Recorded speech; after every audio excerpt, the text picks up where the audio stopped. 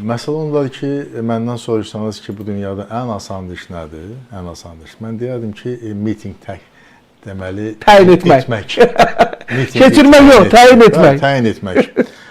O başqa bir sualdır ki, bu mitingi təyin edəndə görəsən özü güzgüdə baxıb özünə gülür, yoxsa yox. Dəfələrlə belə niyyətlərini ortaya qoyublar, amma sosial baza yoxdur. Yəqin ki, özlərinin varlığını sübut eləmək üçün, həm də bir başqa mənada var.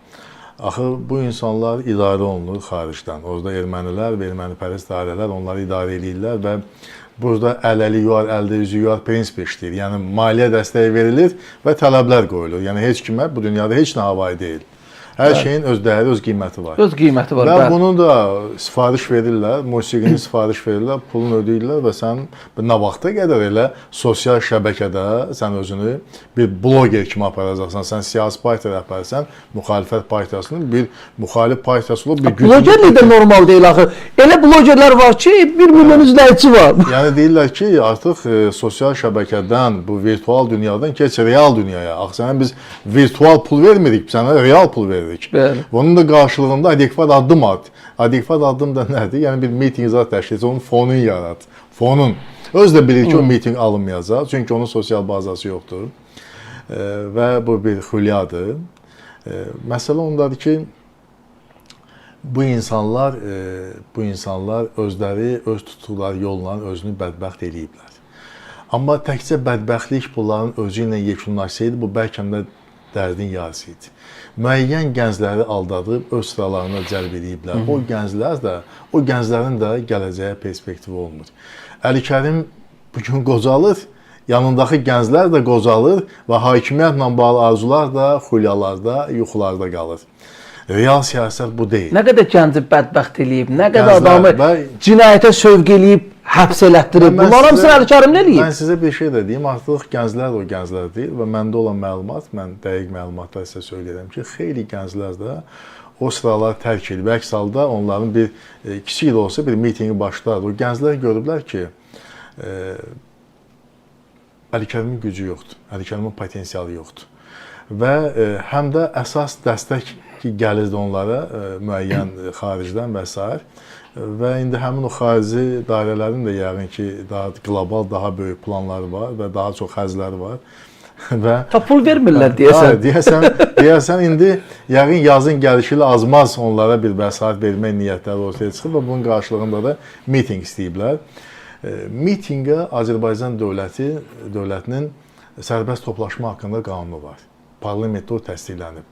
Sərbəst toplaşma haqqında qanun tələbləri budur ki, bu miting keçirilərkən, fikir keçirilərkən, hər hansı bir deməli nümayiş keçirilərkən o vətəndaşların təhlükəsizliyi və asayişi ilə ziddiyyət təşkil etməməlidir. Onların mane olmamalıdır. Məsələn, şəhərin mərkəzində sən 6 bazar günü ki, miting keçirmək istəyirsən, orada ana öz övladı ilə, uşağı ilə gəlib dincəlir. Sən kimsən ki, mənim istirahət hüququmu pozasan? Mənim istirahət hüququm var. Mən dincəlməsəm, sən də orada qışqırırsan, istəmirəm qışqırasan. Və Azərbaycan dövləti onunla dəfələrlə Azərbaycanın, daha doğrusu Bakı şəhərinin 12 rayonu var.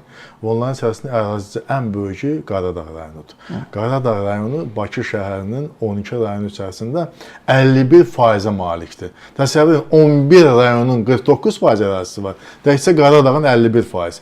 Biz Qaradağ rayonunda, stadion yanında, mərkəzdə gözəl yoldur, Bakının mərkəzinə də yaxındır. Hər yer asfaltlanıb. Gözəl yollarımız var. Sənin doğrudan Sənin tərəfdarların varsa buyursun getsin də ora. Hətta piyada da getmək olar. Maşınla getsinlər. Amma yoxdurlar. Niyə? Niyə yoxdurlar? Çünki o istəyir ki, mərkəzə salsın. Avtobusdan, taksidən, yoldan keçsən. Onsuz da şəhərin mərkəzində adam həmişə var. Bir insan da xislət elədir də. Görəndə bir yerdə toplaşıb, biri nəsə deyir. Deyir, görüm nə məsələdir. O mitingə qoşulmur. Kənardan çəkəndə miting iştirakçısı kimi görünür. Doğru. Və o səbəbdən getmir. Niyə? Çünki sosial bazası yoxdur. Sosial bazası ola da bilməz. Bilirsiniz niyə ola bilməz? Əgər bir partiya rəhbəri erməni faşizmi ilə bizim apardığımız bu ədalətli müharibədə, bu azadlıq müharibəsində düşmənlərimizə qarşı etirazımızı ifadə edən məktuba, bəyanata qoşulmursa, orada iştirak etmirsə, ondan nə gözləyirsiniz? Və bu günləri onlar dəfələrlə bu ifadələr işlədiblər ki, heç bir halda biz inanmarıq ki, Prezident İlham Əliyev Qarabağdan Rus qoşunlarını çıxardan. Rus sülh məramlı qoşunlarını çıxardı. Bu qeyri-mümkündür. Nə qədər ki hakimiyyət İlham Əliyevdir, bu mümkün olmayacaq. İndi nə oldu? Və deyirdilər ki, Baxın, İlham Əliyev qoşunlar Qarabağ alsın, çıxarıldı. gedib onun qapısını açıb örtəcək. Nə oldu? Qoşunlar da çıxarıldı. Bir Rus əskəri də belə yoxdur. Bəs indi çıxın efirə. Valla onlar doğrudan da siyasi mübarizə texnologiyasını bilmirlər. Onlar çıxıb desə ki, bəli, biz yanılmışıq. Bəli, biz müxalifətik və iqtidara qarşı müxalifətdəyik. Amma müxalifətçiliyin fəlsəfəsinin də fərqindəyik.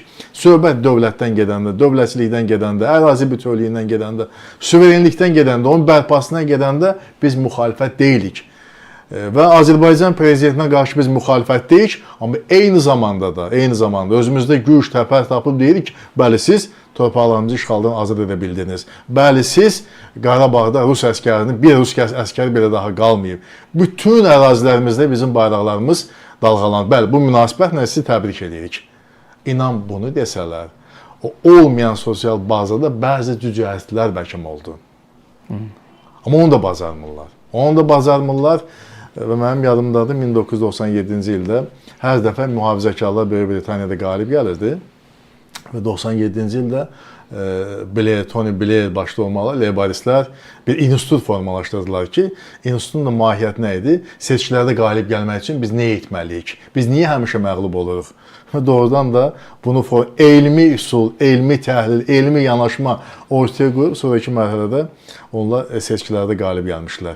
Yəni bunların yanaşması elə bilsən ki 100 ilin köhnəlmiş yanaşmasıdır, düşmənçilik yanaşmasıdır. Ay balam, Azərbaycan xalqı ağı-qaradan gözəl fərqlənir. Azərbaycan xalqı müdrik xalqdır. Xalq görür ki, Azərbaycan prezidenti nə edir, siz nə edirsiniz və nəhayət bu radikal müxalifəti özümü tutub söyləyirəm ki, bu küçələrə adamları dəvət edərkən bir hipotetik baxımdan bir şeyi düşünün. Nəzəri baxımdan düşünün. Əlbəttə, Azərbaycan prezidenti buna getməz və bu bir həqiqətdir. Amma hipotetik baxımdan ki, mümkündür. Bu, fevralın 7-sində olan prezident seçkilərində 92,12% seçicilər, 92,12% seçicilər gəldi Cənab İlham Əliyevə səs verdi. Növbəti dəfə onu prezident kimi görmək istədi. Və seçici fəallığı 77%, bu rekord göstəricisidir.